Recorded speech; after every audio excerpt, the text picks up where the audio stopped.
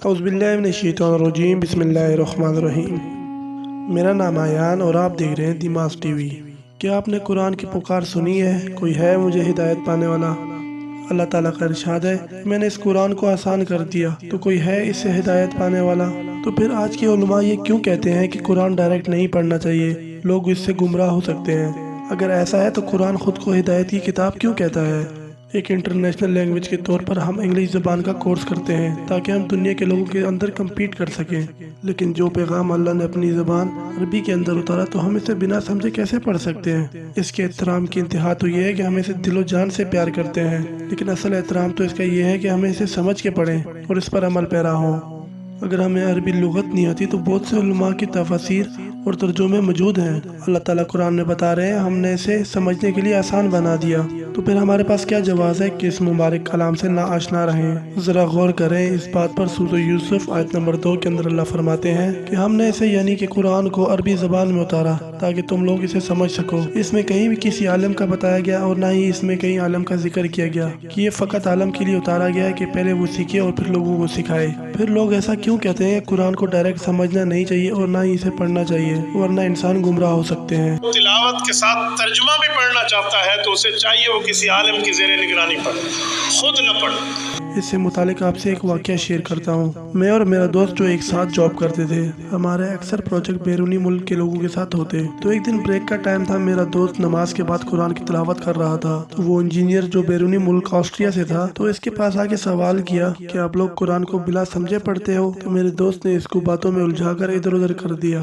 اگر اسے یہ بات کلیئر ہو جاتی کہ دنیا کے تمام مسلمان ایسے ہی ہیں جو اپنے مذہب کو نہ سمجھنے کی وجہ سے گمراہ ہیں، اس کے علاوہ اس کے ذہن میں یہ بات آتی کہ اسلام ایک کھوکھلا مذہب ہے، اور اس سے بڑھ کر اگر یہ معاملہ کسی فسادی عیسائی تبلیغ کرنے والے کو بتا دیا جاتا تو وہ اسلام کے خلاف پروپیگنڈا کرنے کی بھرپور کوشش کرتا۔ لیکن ایسی کون سی چیز ہے جو اللہ کے احکامات پہ عمل ہونے سے ہمیں روک رہی ہے؟ اور اس کے علاوہ ہمارے دلوں میں یہ احساس بھی ختم کر دیا کہ ہم اللہ کے احکام کی طرف سے کتنی بڑی مجرمانہ طور پر بے پرواہی اور غفلت کا شکار ہے۔ اور سونے پہ سہاگا کہ آج کل کے علماء بھی کہتے ہیں قرآن کو ڈائریکٹ پڑھنا انسان کو گمراہ کر سکتا ہے۔ کتنے افسوس کی بات ہے۔ کیا عقل اس بات کو تسلیم کرتی ہے؟ کیونکہ اگر کسی دوست کا بھی خط ہمارے پاس آ جائے تو ہم اسے پڑھے بنا نہیں رہ سکتے، اور اگر وہ کسی اور زبان میں ہو تو ہم اس کی ضرور ٹرانسلیشن کرواتے ہیں اور جاننے کی کوشش کرتے ہیں کہ اس کے اندر کیا لکھا ہے۔ لیکن افسوس کہ ہم اللہ کے پیغام سے بالکل غافل ہیں۔ لوگ یہ کہتے ہیں کہ علماء اکرام ان کو منع کرتے ہیں کہ قرآن ڈائریکٹ پڑھنا نہیں چاہیے ورنہ گمراہ ہو سکتے ہیں۔ میری نظر سے ایسا کوئی فتویٰ نہیں گزرا جس میں ایک انسان ڈائریکٹ قرآن پڑھنے سے گمراہ ہوتا ہو۔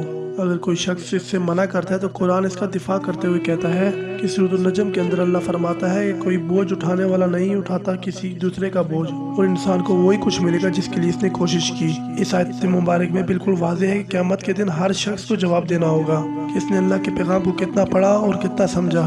کسی کے پاس کوئی جواز، کوئی وجہ قبول نہیں ہوگی کہ فلاں شخص نے مجھے پڑھنے سے منع کیا۔ ہر شخص اپنے اعمال کا جواب دہ ہوگا۔ انسان کو اللہ نے عقل و شعور دیا، تو اسی لیے قرآن کریم کے اندر سورۃ الشمس کے اندر اللہ فرماتے ہیں کہ ہم نے انسان کی فطرت کے اندر نیکی اور بدی کی پہچان کروا دی، اور اس کے بعد سورۃ القمر آیت نمبر 15 میں ارشاد فرماتے ہیں ہم نے اس قرآن کو سمجھنے کے لیے آسان کر دیا۔ اب دیکھیں اللہ نے ہمیں عقل بھی دے دی اور قرآن کو بھی ہمارے لیے آسان کر دیا، لیکن اس کے باوجود ایسی کیا چیز ہے کہ جو ہمیں ایسا کرنے سے روک رہی ہے، اور وہ ہے شیطان۔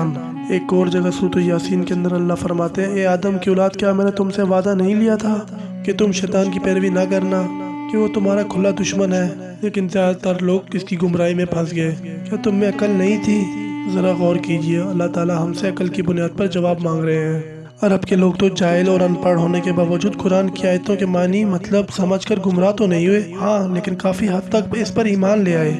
رسول صلی اللہ علیہ وسلم نے یہ تو کبھی نہیں کہا کہ یہ آیتیں صرف علماء لوگوں کے لیے ہیں، تم لوگ ان پڑھ ہو اس لیے پڑھ کے گمراہ ہو جاؤ گے، اور نہ ہی مدینہ سے آنے والے قافلوں کے لیے یہ کہا کہ تم لوگ ان پڑھ ہو، یہ صرف آیتیں بڑے علماء لوگوں کے لیے ہیں۔ اس کے برعکس رسول صلی اللہ علیہ وسلم نے اللہ کی ہر آیت کو لوگوں تک پہنچا کر دکھایا۔ اب سوال یہ ہے کہ اس پھیلانے کے بعد کیا گمراہی پھیلی یا اسلام دور دور تک گیا؟ اسلام دنیا کا واحد مذہب ہے جس نے اس طرح کا انقلاب برپا کیا۔ اگر آپ ہسٹری کا علم رکھتے ہیں تو آپ کو پتہ ہوگا یہ پابندی تو صرف ہندو مذہب کے اندر ہے، یعنی کہ برہمن ذات کے علاوہ کوئی بھی عام ہندو اس مذہبی کتاب وید کو پڑھنا تو دور کی بات اس کو ہاتھ بھی نہیں لگا سکتا۔ اس کے علاوہ عیسائیوں کے اندر بھی یہی رواج تھا کہ عام بندہ انجیل کو ہاتھ تک نہیں لگا سکتا، اور اسی طرح انجیل کو ایک خاص کمرے کے اندر بند کر دیا جاتا کہ کوئی وہاں سے اسے اٹھا نہ سکے، جس کی تصویریں آج بھی امریکہ کے میگزین لک کے اندر چھپ چکی ہیں۔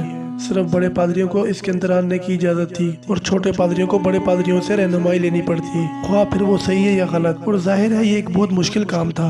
اور یہاں پہ ایک مختصر سا حوالہ دینا چاہوں گا کہ امریکن بک جس کا نام ہماری دنیا مختلف زبانوں میں، اس کتاب میں آتھر لکھتے ہیں صلیبی جنگوں سے عیسائیوں کو فتح تو حاصل نہ ہو لیکن ایک نیا یورپ بننے کے اندر ضرور مدد ملی، کیونکہ اس بار مسلمانوں کو قریب سے دیکھنے کا موقع ملا۔ انہوں نے دیکھا کہ مسلمانوں کے اندر رنگ، نسل، ذات پات اس طرح کی کوئی بھی چیز ان کے اندر نہیں، اور وہ اس سے بالاتر ہے اور مکمل برابری میں ہے۔ لیکن سب سے زیادہ حیرت اس بات پہ ہوئی کہ ہر آدمی کی قرآن مجید تک رسائی ہے، اللہ اور بندے کے اندر کوئی مذہبی ٹھیکیدار نہیں۔ یہ وہ باتیں تھی جو عیسائی اپنے خواب و خیال کے اندر بھی نہیں سوچ سکتے تھے۔ لہذا صلیبی جنگوں سے واپس آ کر انہوں نے مارتن لوتھر کی سربراہی میں ایک فرقہ بنایا جس کا نام تھا پروٹسٹنٹ، یعنی کہ احتجاج کرنے والے۔ آج کل کے عیسائی زیادہ اسی فرقے سے تعلق رکھتے ہیں۔ انہوں نے پرانے عیسائیوں سے سب سے پہلے اپنا قطع تعلق کیا، کسی نہ کسی طریقے سے انجیل کے نسخے حاصل کر کے کئی زبانوں میں ترجمے کیے، اور آج فائنلی عیسائی اپنی زبانوں کے اندر انجیل کے نسخے پڑھ سکتے ہیں۔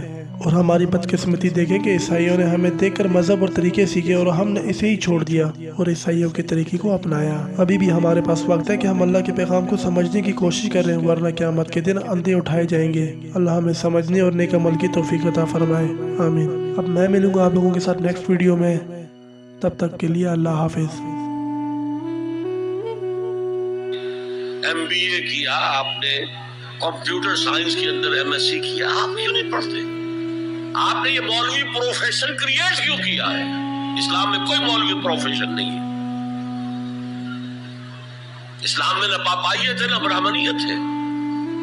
ہر مسلمان کو اس قابل ہونا چاہیے کہ نماز پڑھائے، ہر مسلمان کو اس قابل ہونا چاہیے اپنی بیٹی کا نکاح خود پڑھائے، ہر مسلمان کو اس قابل ہونا چاہیے کہ اپنے باپ کا جنازہ خود پڑھائے۔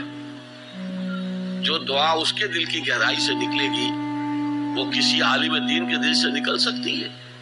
تو اصل میں ہم نے اختیار کیا دنیاوی تعلیم۔